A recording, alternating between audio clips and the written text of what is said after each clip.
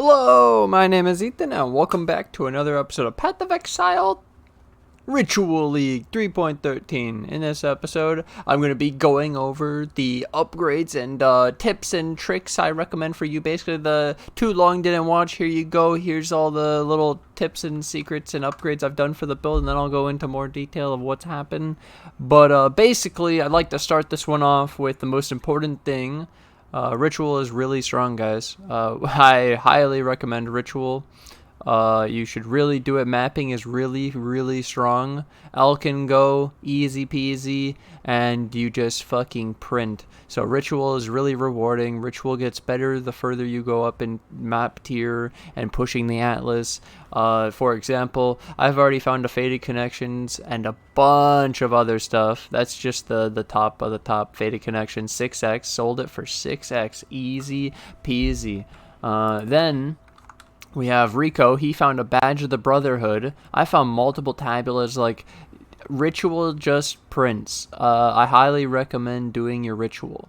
Then while you're doing the Ritual, you're going to be doing your Conquerors and your Maven. And I've already found from my Conquerors, I found this Awaken Swift Affliction support, so you can also find Awaken gems, and then you do your Maven and you get these Atlas passive points. And if you don't know, I highly recommend watching my video on which ones I recommend. I'd also like to say that this is the common frequently asked question for the Maven. How do you get the Maven Atlas passives? You get the Maven Atlas passives from making Maven watch your boss fights. In the beginning, it's only 3 boss fights. She'll store them up like this when you watch them, and then even the map will show up as she's watched it. And then when you do all of them and it's filled up, the last boss will drop an invitation, and then you take the invitation and you run that map, and it's another boss fight. And then when you beat that boss fight, you get the Maven Atlas passives. So yeah, the Atlas is absolutely fucking insane because we get 10% smugglers caches, we get 10% maps having an additional Blight encounter enchantment. This shit is completely stacked. 10% Blight, extra Blight bosses, and extra lanes, and extra rewards. Oh my god, I highly recommend Maven Ritual. Doing your Atlas is very pog right now. I actually think I'm going to reach a point where Awakener 8, Maven, and everything juiced without even having to alch the difficulty or corrupting. Just how much they've given us in the endgame of free rewards with no difficulty or something is pretty crazy.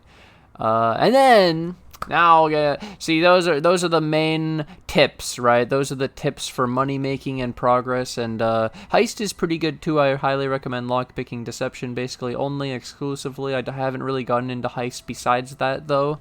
I'm leaving my blueprints for now. The next tip, so that's the tips, right? So if that's what you came for, then perfect. Now you have all the tips. You're going to be better off than when you first came to the video. The second thing, we have to talk about the upgrades I made from day 1-ish to day 3. So, obviously, I've been playing another big stream, and a bunch of progress has happened, and a bunch of upgrades. And I want to make sure people following the build can understand the upgrades and what I've done and what they do. So they know exactly what I've been doing and get caught up on long streams in very short time. So here we go. Let's start with this is all for damage, okay? So for damage, I leveled up my jewels and added more quality. That's just generic, leveling up your gems to level 20, right? So then added quality to the important ones. So what was important for me? The Dread Banner quality gave extra chance to impale, and I went for the 21 zombie with corruption and a bunch of stuff like that. But now we'll get into the rest of it. I bought Awaken Generosity. I went for Awaken Generosity pretty early. It was 2x. I bought Awaken Minion Damage. It was 60C, so about 1x. I bought Awaken Melee Splash, that was really cheap. Like, really cheap. Pretty cool. Slightly better, and then you can level it up. Added Maim to the Stone Golem. Maim for the Stone Golem, Pog. More damage. I Divergent Dread Bannered. So you might have seen this. So regular Dread Banner, but then this one gets alt quality for 5% chance to impale. So you'll see that in a second why that matters. And then we have Anomalous Impale support. So again, this gives 10% chance to impale. So they nerfed Rotten Claws in the recent season. They nerfed it to 12 from 20. And so I found the loophole, which is Anomalous Impale and Divergent Dreadbanner, and you get around the impale chance. So we're actually at 100% impale already. Let me show you.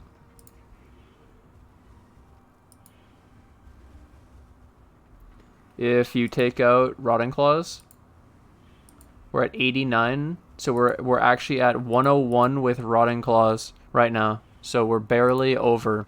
We're barely over cap. So it's really, really fucking cool. It's really powerful. And it was 100. The DPS on POB says 188,000. This is not calculating the Animate Guardian, the Vulnerability, the Ravenous Horde, the like the Onslaught. It doesn't calculate the Pride at max effect. There's a lot of things not counted, but it's good. It's really good. This damage is looking great.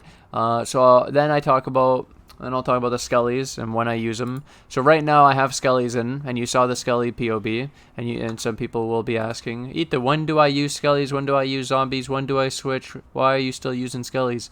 So I'm using Skellies for pushing mapping. I'm at T16 mapping and bossing right now. So let me show you. Yeah, we have T16 and T15s, and we're pushing the Atlas. We got these conks spawning and Maven, and it's really, really crazy. So now I'll explain why I'm still using them. So the Skellies have slightly better clear. I'd say 20%, slightly. My zombies can clear tier 16 bossing and mapping. It just needs a bit more damage, and I'll say that the dash on the skeletons to go over walls is really nice on certain maps, and since I'm doing all the maps right now, because we haven't gotten fully awakened Atlas, so we don't have the favoriting maps, we still have to run all the maps, we're still filling out progress. Later, zombies are going to feel great on open layouts and shit. But yeah, anyways, I swap into zombies for Blight, or if I'm feeling lazy, but I haven't felt lazy yet, and I can do tier 11 Blight now, up from T9 yesterday. So we're pushing the Blight too. It's pretty fucking insane. And then I got this helmet. Oh, and if you want to put the zombies in, it's zombie instead of Skelly, and multi-strike instead of awaken melee splash. And then yeah, so I got this helmet. I went for an item level 86 Elder Helm. I was trying obviously to get +3, but I said this was good enough. So I did one pristine fossil, and I got 80 life and minion life 20 open suffix. So I just took this, and it was good enough. So with the minion life 20 in the helmet, I'm able to get rid of the minion life support, put the Spectre in the helmet, blood magic, meat shield, have an extra socket, put in the Animate Guardian. So I have a 21 Animate Guardian that goes to 23 with the extra minion life, meat shield. All you had to do for this Animate Guardian was give it 30 chaos res for this build that I'm currently, like the current situation that I'm in. And so for this Animate Guardian, normally I would go Garb of the Ephemeral or Gruthkul's Pelt as the chest plate, but this time I went for a rare chest plate with nearby enemies are blinded because it was cheaper. I might switch to a Garb of the Ephemeral because no crit for nearby enemies is really fucking cool instead of nearby enemies are blinded. But for now, this is good. And I also put a Kingmaker. I put the helmet with nearby enemies take 9% increased physical damage from an Elder helmet on the AG. I did move speed, chaos res, life boots, and vulnerability on hit, curse corrupted glove just like normal. So we have the curse on the Animate Guardian when he hits. So he's really cool. I like my Animate Guardian. The helmet was the enabler. I felt good enough about putting the Animate Guardian in when it could be 23, like with the 21 gem, and it had meat shield, minion life 20. That made me feel good enough, and I have all the like my everything. I have everything normal. Everything normal. And then I'm not taking it into like delirium fucking heavy endgame mapping. It's just T16 regular juice for now, so it should be fine. I'm not worried. But for delirium, I would be worried, yeah. For that, you'd probably want more life, so an elegant hubris, or you'd want dread marches. But that is it for the tips and the build upgrades. So we didn't actually, like, if you think about it, that's it, okay? Really, that's it. And then you're all caught up. Like, the AMI's still shit. The wands are still just the deafening. Oh, okay. A lot of people want the wand video. Here you go, dude. Here's the wand video. So this minion damage 66. You craft this. If you hold Alt on this weapon at the top, it says essences, which means it's an essence mod. So you can use a minion essence of fear and deafening, and then you get 63 to 69 minion damage. And then you random mods, and I crafted open suffix. Yep. Feels good, man. But yeah, still shit gloves, shit weapons, shit rings. I changed this chest plate. I forgot to mention. I had a tabula upgraded. Got this crazy 1100 armor, 107 life. Cold res, fire res, chest plate. This is sick, dude. For what it is, it's pretty fucking sick. And so yeah, really the only upgrades were basically like the AG and the gems. True just upgrades, and getting to the 100 impale without needing a second rotting claws is really fucking insane, dude. Isn't that insane? I was so excited. I couldn't wait to put this out. Do you know how many people didn't know I did this yesterday? They were just watching and they're like, how did he get so strong? Yeah, this shit. 100 impale, bog, we're back, boys. It's easy clap. Either way, like I said, like after each of these daily update videos, in the description below will be the path of building to the skeleton and the zombie build. The zombies are currently at the T11 Blight and T16 mapping. It's slightly awkward still, so I'm not using it. Convocation feels good for that though. And this, I think I just need a little bit more damage. Maybe the awakened multi-strike is enough, you know? I just need awakened multi-forehead. And then for the skellies, yeah, they're feeling really good, and we're just melting T16s, and I can't wait to stream some more today and make even more progress, make more Maven progress, more Conqueror progress, run more Blight to get.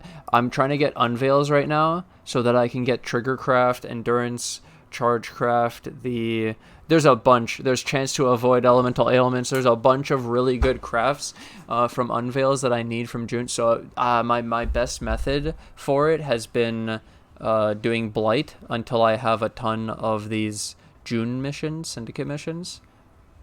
I don't have a lot yet because I haven't ran a ton of mapping, and mapping is kind of slow because you like slow down for the rituals, to be honest. Old mapping, well, also I want a headhunter for mapping. Mapping's going to be way better with a headhunter. So there's a lot of stuff. There's a lot of currency I need to start farming some more. I got to get back to streaming, dude.